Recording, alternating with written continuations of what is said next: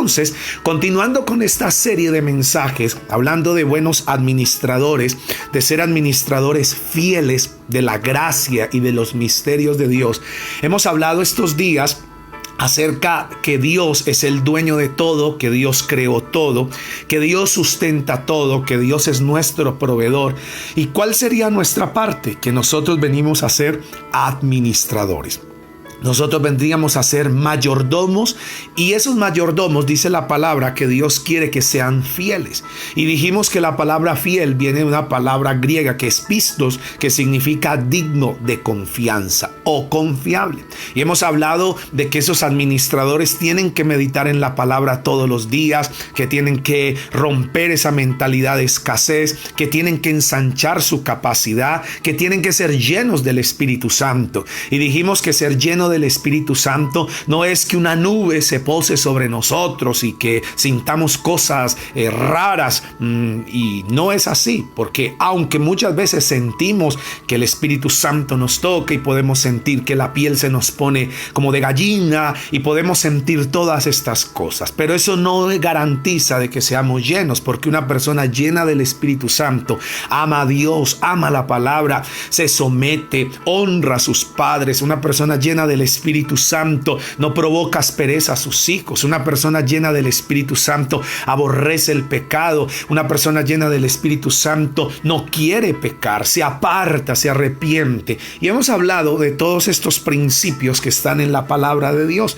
Y hoy quiero continuar, porque yo sé que Dios tiene algo muy especial para nosotros hoy. Y esta semana hemos estado orando, clamando a Dios por este día, por este mensaje, y yo sé y les garantizo que si ustedes abren su corazón, si ustedes están dispuestos a recibir lo que Dios tiene en este día, sé que sus vidas nunca más volverán a ser las mismas. Así que con amor, con respeto, con pasión, con dedicación, reciba este mensaje, saque papel y lápiz, tenga su Biblia a un lado y vamos a comenzar. Entonces quiero llevarte al Evangelio de Lucas en el capítulo número 16, el versículo número 10, y voy a leer en la Nueva Traducción Viviente. Dice: si son fieles en las cosas pequeñas, serán fieles en las grandes, pero si son deshonestos en las cosas pequeñas, no actuarán con honradez en las responsabilidades más grandes.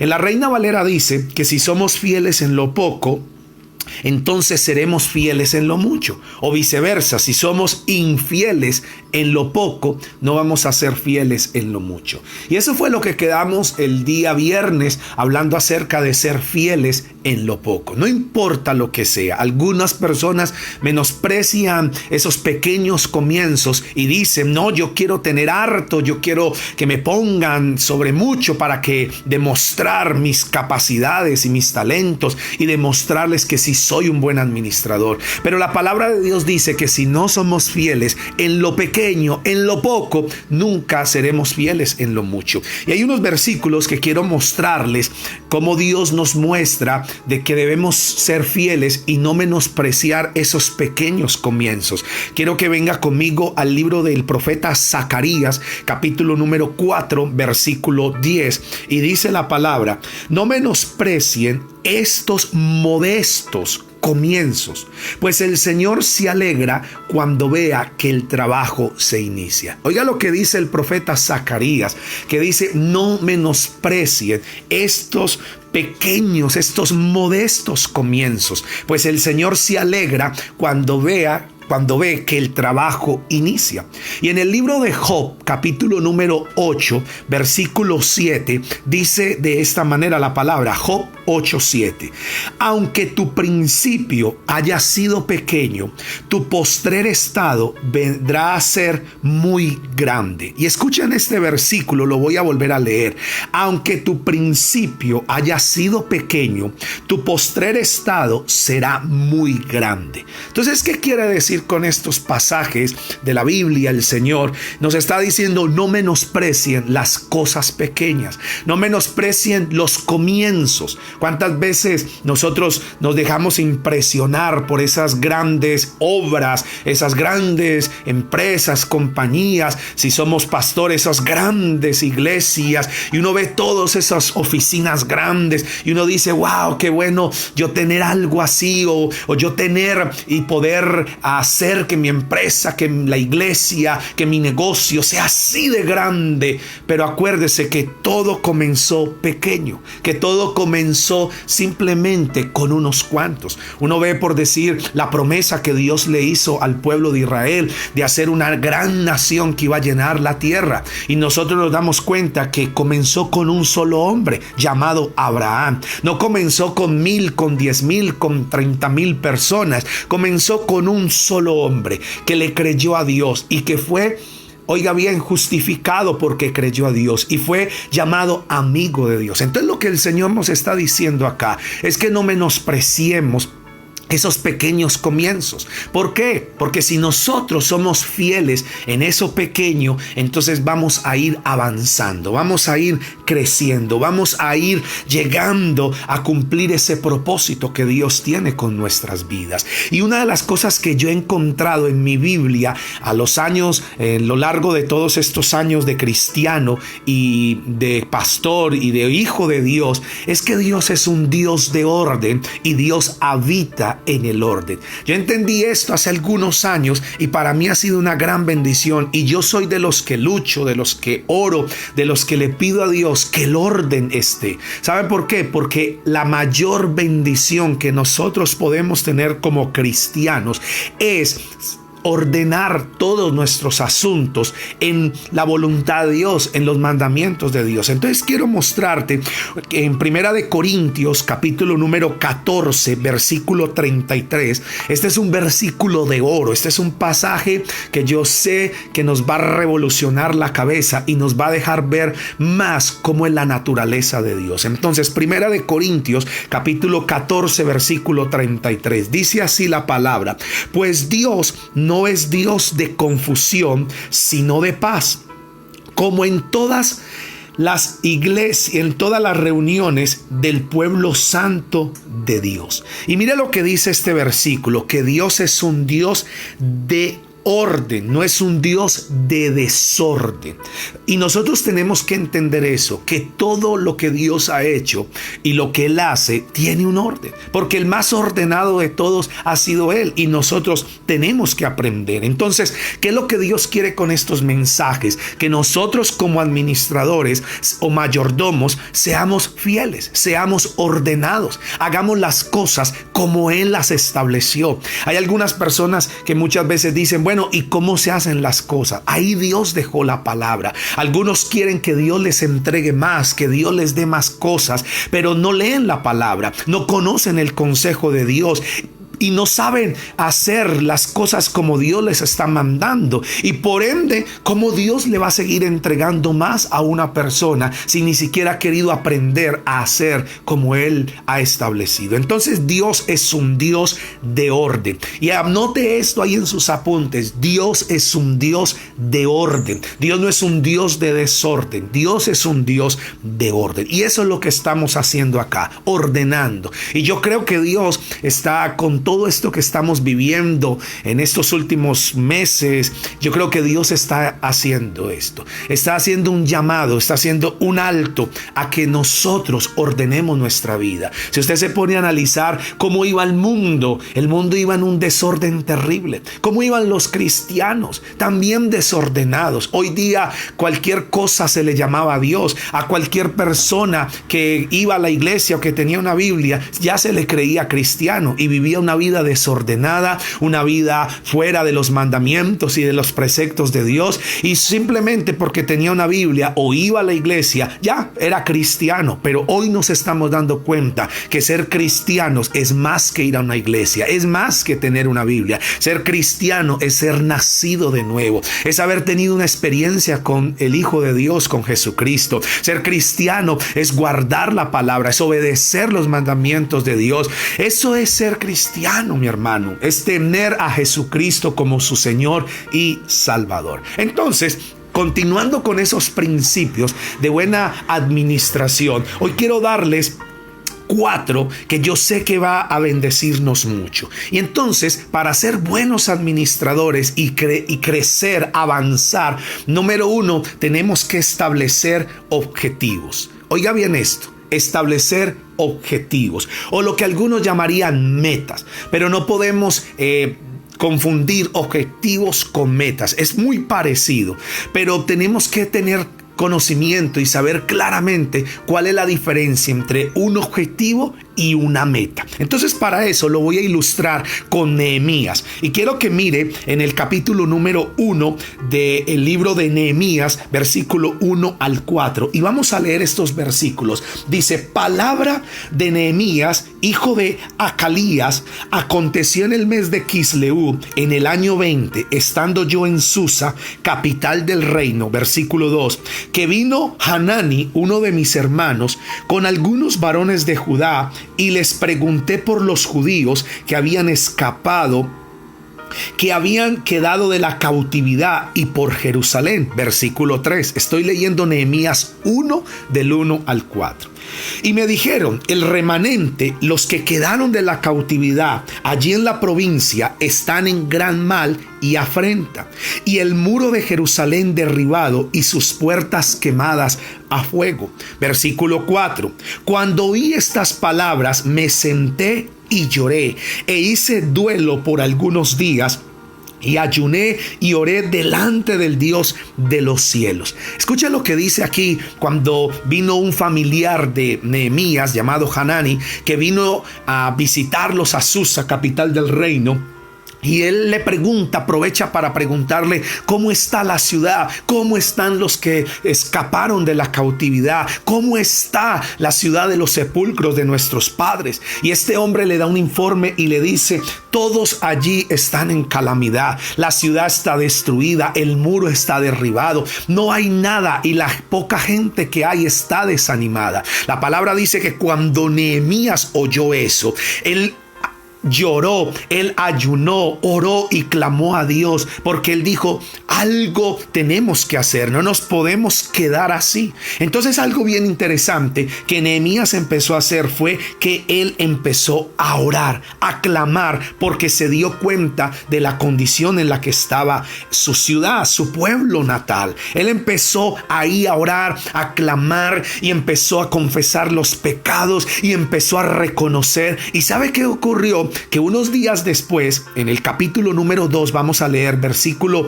4 y 5 del mismo libro de Nehemías. Mire lo que dice la palabra.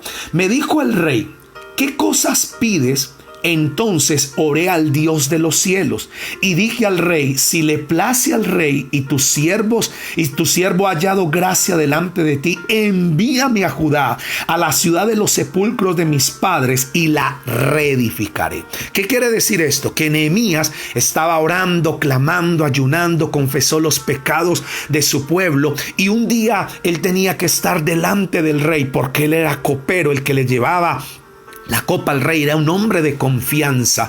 Y cuando él estaba allí, el rey se dio cuenta que Nehemías estaba como cabizbajo, tenía una cara triste, y entonces el rey le pregunta y le dice: ¿qué tienes, Nehemías? ¿Estás enfermo? Dime algo. Y Nehemías se atrevió a decirle al rey y le dijo: rey, no estoy enfermo, lo que me pasa es que me di cuenta que la ciudad de Jerusalén, la ciudad de Judá, la casa de las tumbas de mis antepasados está destruida.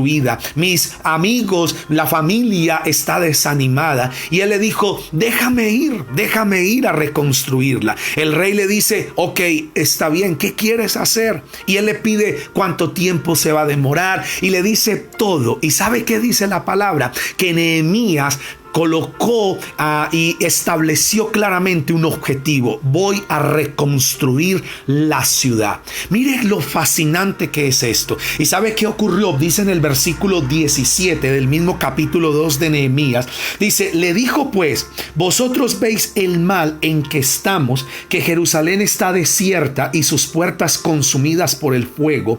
Venid y edifiquemos el muro de Jerusalén y no estemos más en oprobio. ¿Sabe qué fue lo que pasó? pasó? Que cuando el rey le da permiso a Nehemías de ir a Jerusalén a reconstruir la ciudad, Nehemías llega y él no le dice nada a nadie cuando llega, sino que Nehemías recorre en su caballo toda la ciudad y empieza a mirar cómo está, para él de primera mano darse cuenta en la situación en que estaba y poder evaluar los daños y poder saber cómo llevar a cabo lo que iba a ser su objetivo. Entonces, cuando Nehemías ya recorre la ciudad, se da cuenta del daño en que está, reúne a la gente y les da este versículo y les dice: ustedes ven en el mal en que estamos, el versículo 17, que Jerusalén está desierta y sus puertas consumidas por el fuego. Venid y edifiquemos el muro de la ciudad y no estemos más en oprobio. ¿Sabe qué era lo que tenía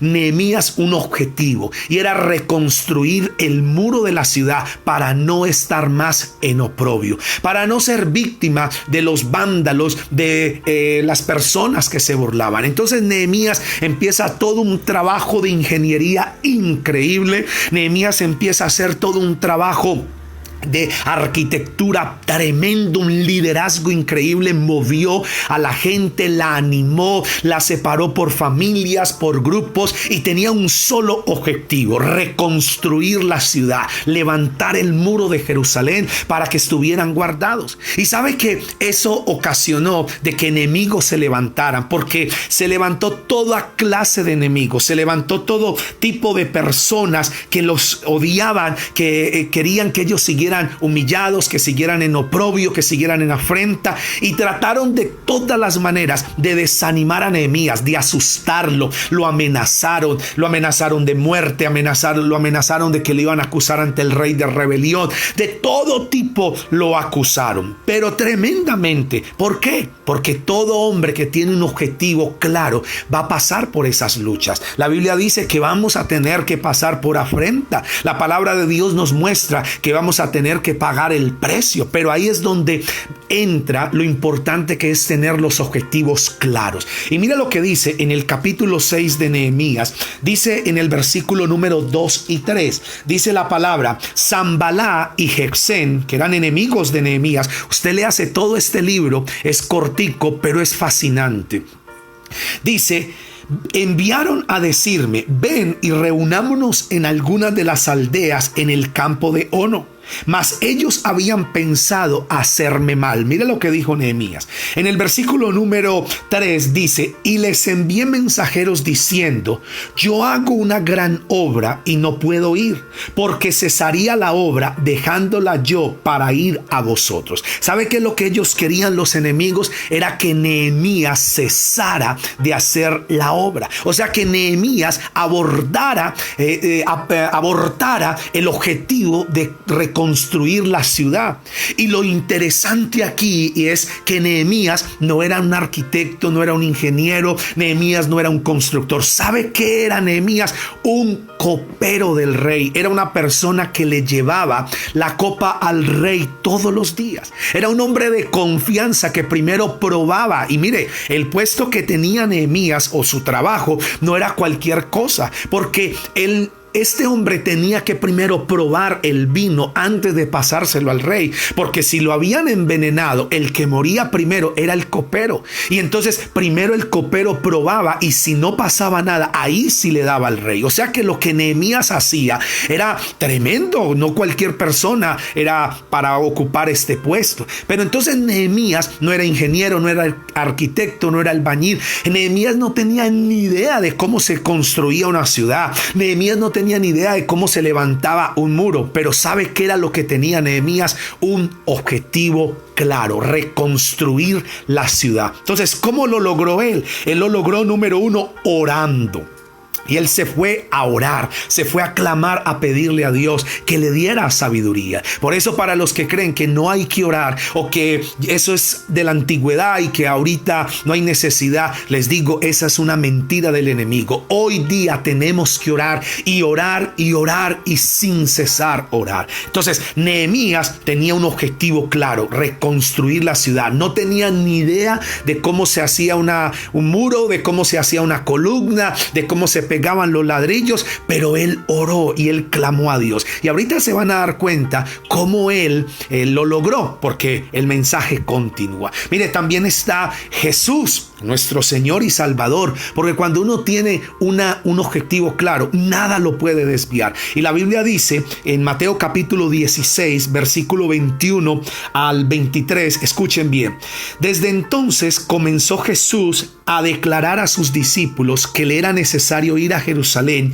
y padecer mucho de los ancianos y de los principales sacerdotes y de los escribas, y ser muerto y resucitar al tercer día. Entonces Pedro, oiga bien, atención, versículo 22, tomándole aparte, comenzó a reconvenirle diciendo: Señor, ten compasión de ti, en ninguna manera esto te acontezca. Pero el versículo 23 dice: pero él, volviéndose, o sea, volteó a mirar a Pedro, le dijo a Pedro: quítate de delante de mí, Satanás, me eres tropiezo, porque no pones la mirada o la mira en las cosas de Dios, sino en las de los hombres. ¿Y sabe qué era lo que estaba pasando aquí? Que Pedro estaba tratando de desviar a Jesús de su objetivo. Y yo les quiero decir eso. Muchos van a tratar de desviarlo de sus objetivos. El objetivo de Nehemías era reconstruir la ciudad. El objetivo de Jesús era ir a la cruz y morir y resucitar para traer la salvación de la humanidad. El objetivo de Jesús era ir a Jerusalén, padecer, ser crucificado y resucitar al tercer día para que todo el que en él crea no se pierda, mas tenga la vida eterna. Pero ¿qué quiso hacer Pedro? Quiso Pedro decirle: Señor, ¿cómo se te ocurre? No haga eso, en ninguna manera te acontezca. Y me gusta que el Señor lo miró a Pedro y le dijo: apártate de mí, Satanás, me eres tropiezo, porque no colocas la mira en las cosas de Dios, sino en las de los hombres. Y aquí tenemos a un hombre que estaba claro en su objetivo y nunca se dejó mover de su objetivo, de su meta, que era ir a la cruz. Ahora yo les quiero decir a ustedes, ¿cuál es su objetivo? ¿Cuál es su objetivo en la vida? Hay algunos que tienen objetivos de que su familia sean salvos, de que sus hijos conozcan a Cristo. Otros tienen objetivos en la vida de pronto más pequeños. Y ahí donde quiero que entendamos la diferencia entre metas y objetivos. El objetivo principal y el objetivo de objetivos, perdóneme que lo diga así, es que nosotros establezcamos el reino de Dios y que haya salvación. Ya las otras son metas. Por decir comprar una casa, eso es una meta. Por decir comprar un carro, eso es una meta. Pero no es ese gran objetivo. Por eso es que la gente compra el carro y ya se siente insatisfecho, porque dice: bueno, ¿y ahora qué? No, pues quiero uno más grande. Tiene una casa y bueno, la conseguí, ¿y ahora qué? No, pues quiero otra más grande. Y ahí es donde nos damos cuenta que nunca nos saciamos. ¿Y sabe por qué? Porque eso no es el objetivo principal y primordial de nuestra vida. Esas son metas pequeñas que nos llevan al objetivo por el cual nacimos y establecimos. Entonces, cuando estamos claros, nada nos puede desviar de ese propósito. Lo segundo que debemos tener para ser buenos administradores y llevar a cabo ese objetivo es un plan. Oiga bien esto, y sabe que a mí me gusta porque en la Biblia yo encuentro que Dios es un estratega, que Dios creó planes para todo, que Dios, antes de hacer cualquier cosa, Él primero se sentaba. Por eso es que la Biblia dice en Génesis que Dios empezó a crear. En el primer día hizo una cosa, en el segundo día hizo la otra, y Dios empezó y tenía un plan maravilloso para todo. Entonces lo segundo que tenemos que hacer es establecer un plan. Y quiero mostrarles en el Evangelio de Lucas, capítulo número 14, versículo 28 al 32, Dice, Evangelio según San Lucas, capítulo 14, versículo 28 al 32. Y escuchen lo que dice: porque ¿quién de vosotros que queriendo edificar una torre no se sienta primero y calcula los gastos a ver si tiene lo que necesita para acabarla? Versículo 29. No sea que después que haya puesto el cimiento y no pueda acabarla, todos los que lo vean comiencen a hacer burla de él, diciendo: este hombre comenzó a edificar y no pudo acabar. Versículo 31. ¿O qué rey al marchar a la guerra contra otro rey no se sienta primero y considera si puede hacer frente a 10,000 con 10,000 al que viene contra él con 20,000? Y si no puede, cuando el otro está todavía lejos, le envía una embajada y le pide condiciones de paz. Mire este versículo, cómo la Biblia habla de que nosotros tenemos que primero sentarnos y idear un plan. Por eso es que hay gente que dice, no, en el nombre de Jesús yo voy porque Dios está conmigo. Y así justificamos la vagancia, así justificamos la pereza de ser ordenados. Y acuérdese que Dios es un Dios de orden. Ya lo leímos en 1 Corintios capítulo 14, versículo 33. Entonces, ¿qué hizo? ¿Qué consejo dio? Que el hombre primero se sienta, calcula los gastos, hace el plan, se sienta, hace dibujos, raya, calcula si le alcanza, qué tiene para poder lograr ese objetivo. Nunca se va ahí, como dirían en buen colombiano, ahí como a la guachapanda, ahí a ver qué sale. No, señores. Y nosotros tenemos que entender que el Señor Jesucristo también tenía un plan para cumplir su objetivo. Ya yo les dije a ustedes que el objetivo del Señor Jesucristo es traer salvación. El objetivo del Señor es traer salvación a la humanidad, al mundo. Y nosotros tenemos que comprender esto, que el propósito de Él era ir a la cruz, morir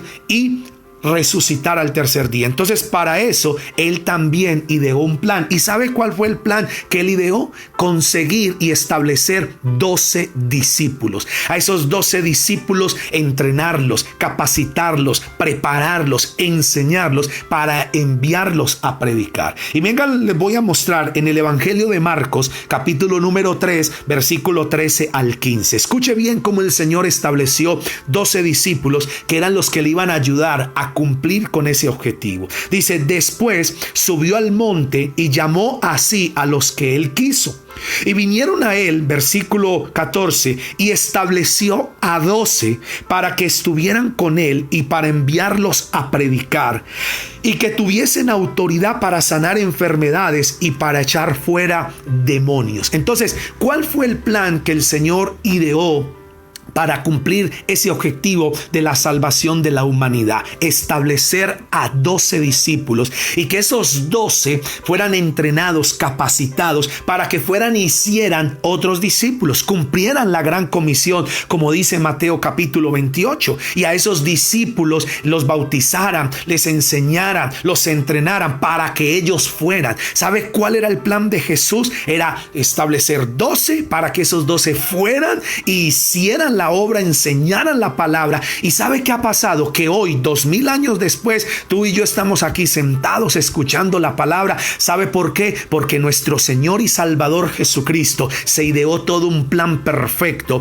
de morir en la cruz, establecer 12 hombres de todo tipo, porque en otro momento les voy a enseñar que los 12 discípulos, cada uno tenía una característica diferente y cada uno ayudó a que ese objetivo, a que ese plan se llevara a cabo. Y hoy nosotros estamos acá. ¿No les parece increíble cómo el Señor ideó todo ese plan? Y también los quiero llevar a mostrar algo que hemos venido hablando mucho estos días, y es acerca de José. ¿Recuerdan ustedes que cuando José estuvo ante el faraón y el faraón tuvo el sueño, que lo hemos hablado mucho estos últimos días, y de las vacas gordas, de las vacas flacas, y cómo José habló ante el faraón y le dio el consejo de colocar a un hombre lleno del Espíritu Santo? Y la palabra dice que él le dio el consejo al faraón de colocar a un hombre. El faraón dice, ¿acaso encontraremos a uno como él que esté lleno del Espíritu de Dios? Y colocaron a José. Cuando colocaron a José, uno dirá, wow, José se fue a celebrar porque logró el puestazo, como algunos dicen hoy en día, porque José llegó a ser el gobernador de toda esa tierra y llegó a ser un hombre supremamente importante. Uno pensará que José se fue a celebrar, que José se fue a comer, se fue a disfrutar, a decir, uy, lo logré. Pues no, señores. ¿Sabe qué salió a hacer José? José salió a trabajar. Y venga, les muestro. Mire lo que dice Génesis capítulo 41, versículo 46. Mire cómo José ideó todo este plan para que el sueño que tuvo Faraón y la interpretación que le dio, lo que iba a suceder en los años de abundancia, para saber administrar, y cómo ideó todo un plan para cuando llegaran los años de escasez. Entonces dice Génesis 41, versículo 46. Mire lo que dice acá. Era José de edad de 30 años cuando fue presentado delante de Faraón, rey de Egipto. Y salió José, escuchen atención, y salió José de delante de Faraón, y mire lo que hizo José, y recorrió toda la tierra de Egipto. O sea que lo que hizo José, tan pronto el faraón lo estableció como gobernador, tan pronto el faraón le entregó el anillo, tan pronto Faraón lo colocó en ese puesto de administrador, José no se fue a lo que hacen muchos hoy. Me voy de vacaciones, voy a estar unos 20 días en el mar Mediterráneo, allá en las playas del Mediterráneo, disfrutando la brisa, el mar, y luego vengo y empiezo a ver qué es lo que hay que hacer. No, señores, ese sería un mal administrador. ¿Sabe qué hizo José? Dice la palabra en ese versículo 46 del capítulo 41 de Génesis, que inmediatamente salió de la presencia de Faraón. ¿Y sabe qué hizo José? Se fue a recorrer toda la tierra de Egipto. O sea, fue a mirar, fue a empezar a plasmar ese plan que iba a llevar a cabo para cumplir el objetivo de administrar bien los 7 años de abundancia, para que cuando llegaran los 7 años de escasez no perecieran. Mire cómo él salió a recorrer la tierra. Mire cómo él salió a idear esos planes. Por eso quiero decirles a ustedes, mis hermanos y mis queridos amigos, si ustedes no tienen objetivos en la vida, si ustedes no saben para dónde van, cualquier bus les sirve. Si ustedes no han ideado un plan perfecto para llegar a ese propósito, vuelvo y lo digo, el propósito de propósitos o el objetivo de objetivos es que nuestra familia acepte a Jesucristo, sean salvos, y ya lo demás, empresa, negocio, todo lo que demás, mi hermano, es parte para cumplir ese objetivo. No sé si estoy siendo claro y estoy transmitiendo bien.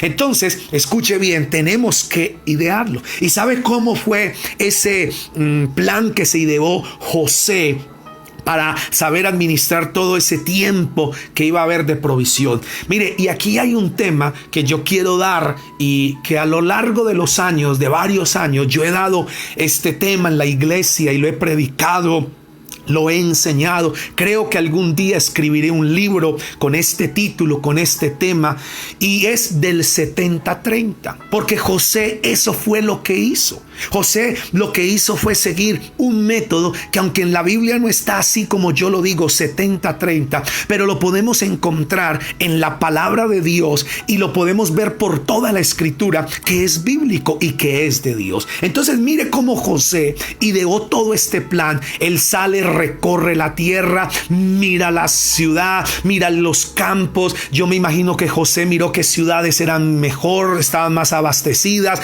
qué ciudades tenían más entradas, bueno, más estratégicas, y él salió y recorrió todo. Pero mire lo que dice en el versículo 34 al 37 del mismo capítulo 41 del Génesis, y escuchen bien lo que dice la palabra. Después el faraón deberá nombrar superiores de la tierra. Estoy devolviéndonos un poquito. A fin de almacenar 1/5 parte de las cosechas durante los 7 años buenos. Mire cómo José tenía aquí ese plan, cómo José tenía ordenado algo. Porque le dijo al faraón: Faraón, para que nos vaya bien, tenemos que hacer esto. Y mire lo que sigue diciendo, versículo 35. Haga que ellos reúnan toda la provisión de alimentos en los buenos que vienen, y llévenlo a los graneros del faraón. Almacenen bien el grano y vigílenlo para que haya alimento en las ciudades. Versículo 36. De esta esta manera habrá suficiente para comer cuando lleguen los 7 años de hambre sobre la tierra de Egipto. De lo contrario, el hambre destruirá la tierra. Y el versículo 37 dice: las sugerencias de José fueron bien recibidas por el faraón y sus funcionarios. ¿Qué es lo que está diciendo aquí?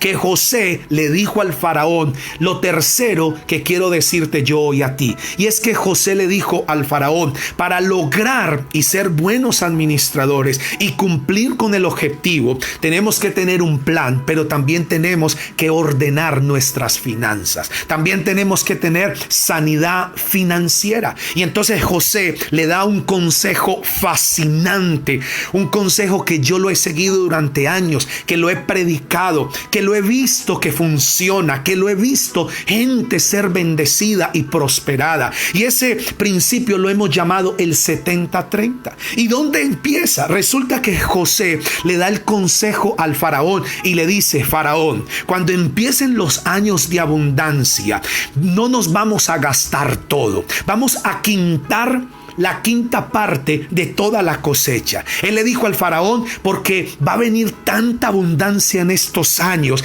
que vamos a comer, vamos a disfrutar. Pero él estaba diciendo al faraón: pero no se te olvide que después de estos 7 años de abundancia vienen 7 años de escasez. Y si nos comemos todo, si nos gastamos todo, cuando venga el hambre va a destruir la ciudad. El hambre va a acabar con todo el país y vamos a perecer por el hambre. Entonces José le da este consejo y le dice: vamos a quintar la parte de las cosechas. ¿Qué es eso? Vamos a guardar una parte. Y aquí es donde entra esto del 70-30. ¿Y cómo es? El 70-30 se divide de 2 maneras: 70% y 30%. Y te voy a explicar la primera parte, el 30%.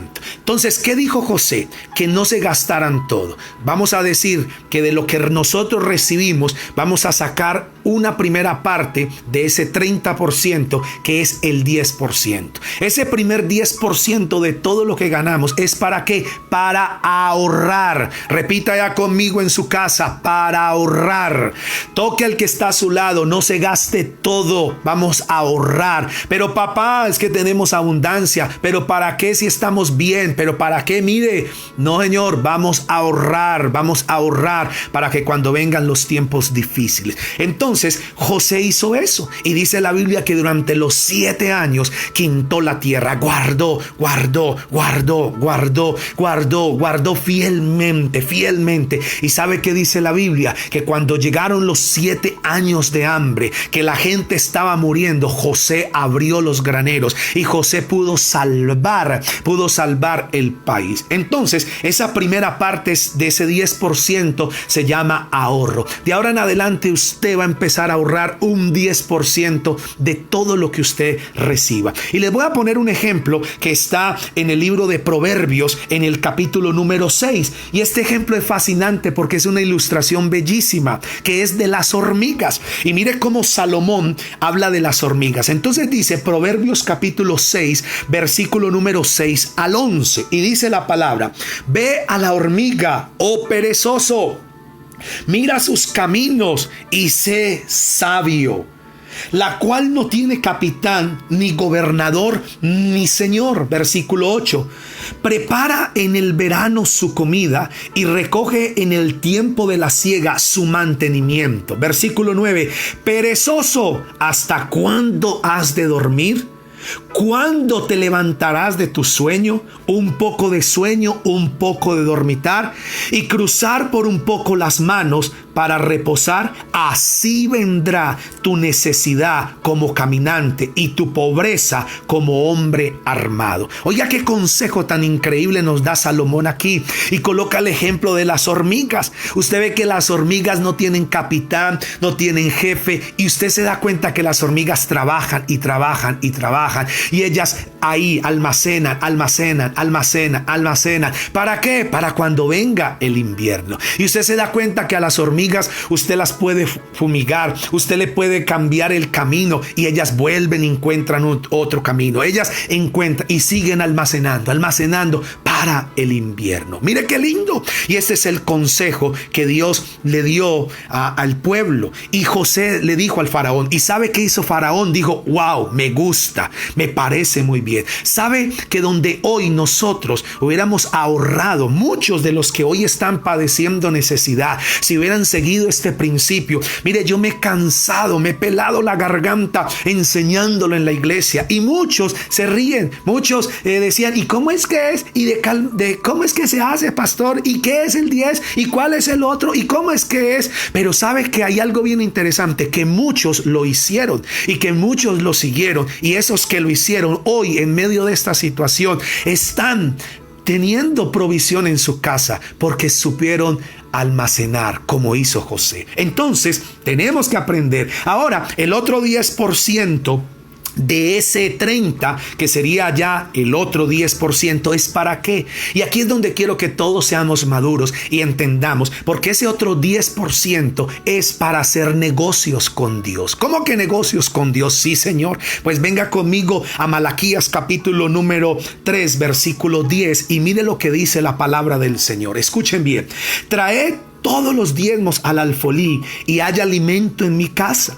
Probadme ahora en esto, dice Jehová de los ejércitos, si no os abriré las ventanas de los cielos y derramaré sobre vosotros bendición hasta que sobreabunde. ¿Sabe que ese otro 10% que usted va a sacar de sus ganancias es para hacer negocios con Dios? Es para diezmar, es para dar lo que es de Dios. Y aquí no vaya a empezar a decir, ay, pastores, ladrones que quieren plata de la gente. No, porque usted no diezma al pastor, usted está diezmando es a Dios. Y eso es lo que ustedes y yo tenemos que entender. Entonces, para ser bendecidos, para ser prósperos, para tener una buena mayordomía y poder llegar al objetivo que Dios ha colocado en nosotros, tenemos también que aprender a sacar un 10% para diezmar. Y la Biblia dice que lo probemos a Dios en esto. Y es el único versículo que yo veo en toda la Biblia que Dios dice, pruébenme en esto, a ver si no les abro las ventanas de los cielos y derramo bendición hasta que sobre y abunde. Y sabe que sigue diciendo el versículo número 11 y 12, y dice, y reprenderé al devorador por ustedes. Así que mis hermanos y mis amigos, yo les digo, tenemos que también sacar y hacer negocio con Dios. Hay un pasaje de la escritura que está en Hechos capítulo 10, donde habla de Cornelio. Y dice la palabra que Cornelio estaba allí. Y Dios envió a Pedro y le habló que fuera a la casa de Cornelio. Y una de las cosas que Dios le habló a Cornelio y le dijo es que sus oraciones y sus ofrendas vinieron a la memoria del Señor. ¿Sabe qué está haciendo Dios hoy con muchos cristianos? Que a lo mejor perdieron su empleo, que a lo mejor su economía se ha visto afectada por todo lo que hoy está pasando en el mundo. Pero ¿sabe qué hemos visto? Que la iglesia, que los cristianos, Dios les está proveyendo. ¿Sabe por qué? Porque ha venido a la memoria de Dios sus ofrendas, sus diezmos. ¿Por qué? Porque la palabra de Dios dice que abrirá las ventanas de los cielos y derramará bendición hasta que sobreabunde. Por eso no se deje llevar por la gente que dice que los pastores son un ladrón. No, usted está diezmando es a Dios, mi hermano, y eso es una gran bendición. Entonces, ahora viene el otro 10%. ¿Cuál es el otro 10% de ese 30? ¿Sabe para qué es ese otro 10%? Es para invertir. Usted lo va a empezar a sacar para invertir. Y quiero llevarles a un pasaje que está en el libro de Eclesiastés, en el capítulo número 11, versículo 1 y 2. Y escuche bien lo que dice este versículo, que es de oro. Es fascinante este versículo. Escuche bien. Envía tu grano por los mares y a su tiempo recibirás ganancias. Versículo número 2. Coloca tus inversiones, óigalo bien, en varios lugares, porque no sabes qué riesgos podrá haber más adelante. ¿Sabe qué es lo que está diciendo la palabra? Que vamos a sacar otro 10% para empezar a invertir. Y dice la palabra que coloquemos en diferentes lugares, porque no sabemos el mal que viene sobre la tierra. Y nosotros tenemos que también tener buena mayordomía para poder tener para invertir. Entonces, ¿cómo es esto? Y para ir concluyendo, ir definiendo bien lo que es el 70-30. Entonces, el 70% 70-30 es que de todo 100% que usted recibe, usted va a sacar el 30 y el 70. El 30% lo va a dividir en tres: 10% para ahorro, 10% para hacer negocios con Dios, 10% para empezar a ahorrar para invertir. Y el otro 70% usted dice, ¿y el otro 70% qué? Ese otro 70% es para el sostenimiento suyo, para que usted pague, para que usted compre. Entonces aquí es donde viene la pregunta que muchos se hacen y dicen: pastor, pero si no me alcanza con el 100%, mucho menos me va a alcanzar con el 70%. Y yo sé que al principio va a ser difícil acomodar nuestra vida a ese 70%, pero cuando lo logramos nos vamos a dar cuenta que vamos a empezar a ser bendecidos, porque empezamos a ordenar nuestra vida. Y yo les voy a decir que no nos vamos a quedar simplemente con un poquito, porque acuérdese que vamos a tener un 10% para hacer inversiones, para invertir, y esas inversiones nos van a ayudar a seguir prosperando y a seguir avanzando. O sea que nuestro ingreso va a crecer, no se va a disminuir, va a crecer. Lo que pasa es que necesitamos ser buenos mayordomos, buenos administradores. Y yo les quiero dar un consejo a todos acá, y es que si tú tienes deudas y estás endeudado hasta la coronilla, que uses ese 10% del ahorro, ese 10% de la inversión para guardarlo, recogerlo y salirte de deudas, pagar toda deuda mala, pagar todo lo que más puedas, pronto ir saliendo de deudas para que tengas libertad. Y ahí sí, empezar a hacer el ahorro, empezar a ahorrar para invertir. Y yo les voy a decir que en este tiempo donde la situación se está poniendo muy difícil, el que tiene para invertir va a aprovechar. ¿Y sabe qué va a pasar? Que va a poder comprar muchas cosas que se van a poner a muy buen precio y va a poder invertir. ¿Y sabe por qué? Porque durante años fue fiel ahí con este principio. Entonces ahí está. Y uno de los metas de invertir es poder suplir la necesidad de nuestra familia. Y venga lo que dice Primera de Timoteo, capítulo número 5, versículo 8. Mire lo que dice: porque si alguno no provee, escuche, para los suyos y mayormente para los de su casa, ha negado la fe y es peor que un incrédulo. ¿Por qué vamos a buscar sanidad financiera? ¿Por qué nos vamos a ordenar en nuestras finanzas? Porque nuestra familia necesita provisión, porque nuestra casa necesita bendición, y necesitamos empezar a aprender a ordenarnos. Y ustedes van a dar cuenta que un buen mayordomo fiel, Dios le va a poner, Dios le va a dar más, Dios lo va a ir colocando, Dios le va a ir dando mucho más. Así que, mis hermanos, este es un consejo que se los doy, que está en la palabra de Dios, y Dios también desea que nosotros seamos bendecidos y que no padezcamos. Entonces, otra de las cosas que quiero decir para ir terminando ya: un buen administrador es creativo, porque aquí es donde entra también algo que se llama la creatividad. Y se lo voy a ilustrar de esta manera. Anote en Génesis capítulo 30, versículo 37 al 43. Y usted lo va a leer en su casa. ¿Y de qué se trata? Resulta que Jacob se fue a trabajar con su pariente, que después se convirtió en su suegro, que se llamaba Labán. Y resulta que él trabajó para Labán durante 7 años por su esposa, y Labán lo engaña y le entrega a la otra hija, o sea, a Lea, no a Raquel. Y entonces Labán empieza a engañarlo. Dice la palabra que Jacob duró como 20 años ahí en la casa de Labán, y él nunca hizo nada por él. Entonces un día le dice a Labán que se cansó y dijo: ¿cuándo haré algo por mi casa? ¿Cuándo haré algo por mi familia? Y entonces Jacob no tenía mucho, pero Jacob lo que tenía lo puso en marcha, y fue la creatividad. Entonces dice la Biblia en ese capítulo 30 del Génesis que Jacob planeó y le dijo a Labán que separara las ovejas manchadas, pintadas, rayadas, de las que no tenían rayas. Y le dijo: de ahora en adelante, toda oveja que nazca rayada, manchada, pintada, será mi salario. Y entonces Labán dijo: ok, está buena la idea. Lo voy a tener otros 20 años a este tonto aquí trabajando para mí, enriqueciéndome a mí, y él ahí siendo un empleado pobre ahí.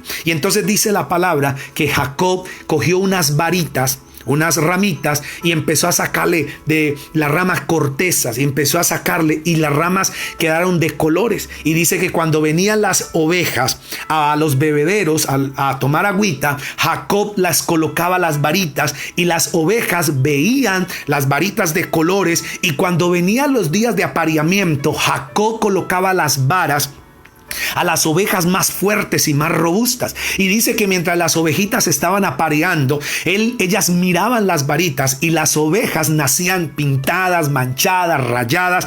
Y así dice la escritura que empezó a nacer ganado que era manchado, pintado, y ese era el salario de Jacob. Y las ovejas que no eran así eran las de Labán. Y la palabra dice que Jacob empezó a enriquecerse. Uno dirá, qué tontería, qué bobada. Pero eso sabe que se llama ser creativo. Y yo creo que hoy nosotros más que nunca tenemos que ser creativos. Y eso es lo que hace un buen administrador. Eso es lo que hace una persona llena del Espíritu Santo. Es creativa. Va a crear porque Dios le va a dar ideas. Así que mis queridos hermanos y amigos, la palabra del Señor nos da este consejo. Y yo quiero que ustedes acepten y reciban a Jesús como su Señor y Salvador primeramente. Y esta palabra. Aquí lo que Dios quiere es bendecir nuestras vidas y que nosotros seamos buenos administradores. Que un día cuando estemos delante de Dios, el Señor nos diga, buen siervo y fiel, sobre lo poco has sido fiel,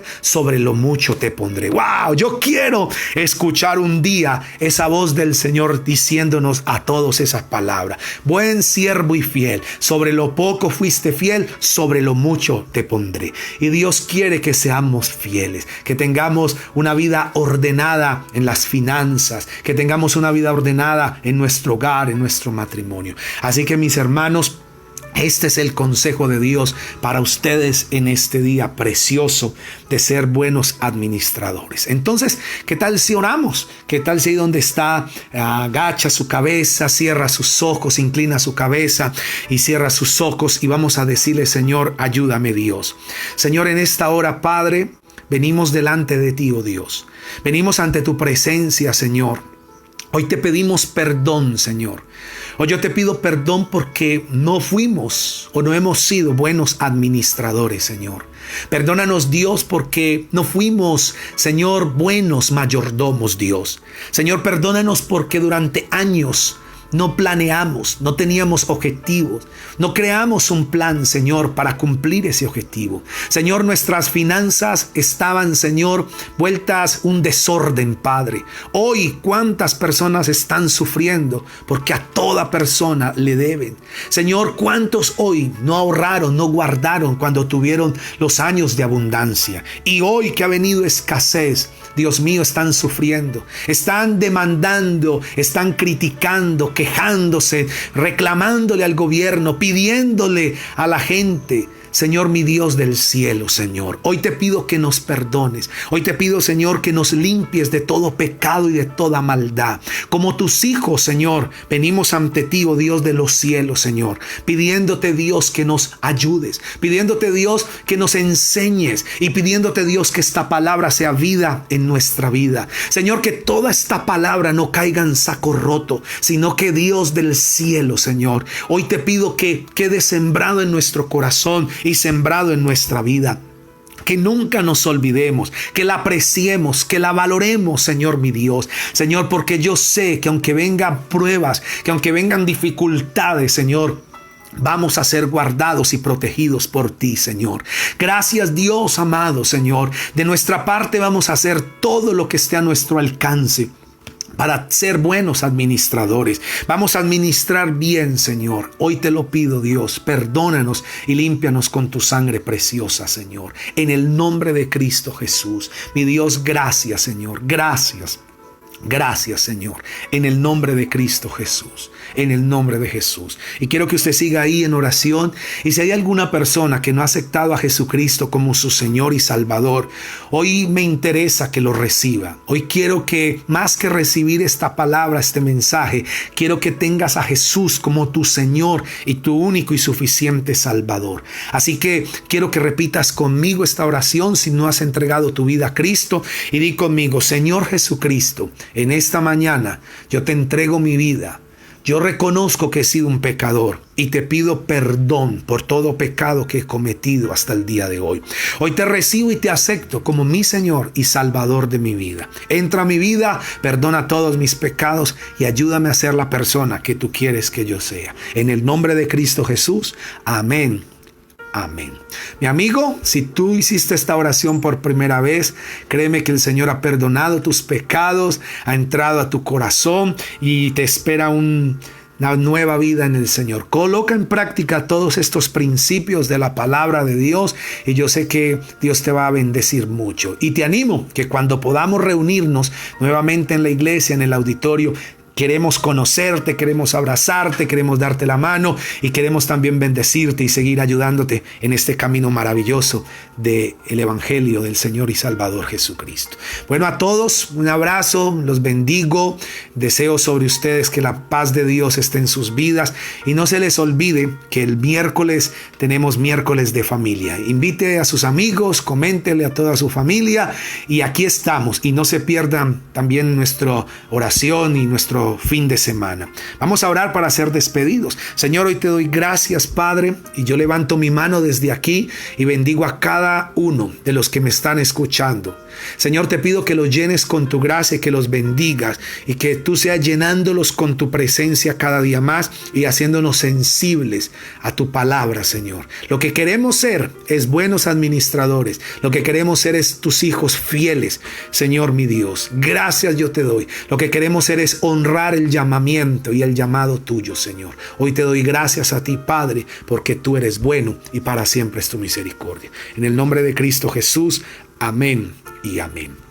Bueno, que el Señor Jesús los bendiga y les recuerdo que estamos en la iglesia, allá en el auditorio, de martes a jueves, de 9 a 1 de la tarde, por si alguno quiere pasar por allá a orar, a estar un ratico, ahí estamos, cumpliendo todas las normas sanitarias, de protocolo de bioseguridad, y allí estamos. Así que un abrazo, los bendigo y les deseo una bendecida y maravillosa semana. Bendiciones para todos. Recuerde que les habló el pastor Andrés Hoyos de Montenegro, de la iglesia Monte de Sión o MDS, aquí en Montenegro, Quindío, Colombia. Y los animo también que nos visite en nuestra cuenta de Instagram y en nuestra cuenta de YouTube para que le dé ahí y escuche todas nuestras predicaciones. Un abrazo, bendiciones para todos. Los quiero, los bendigo. Chao.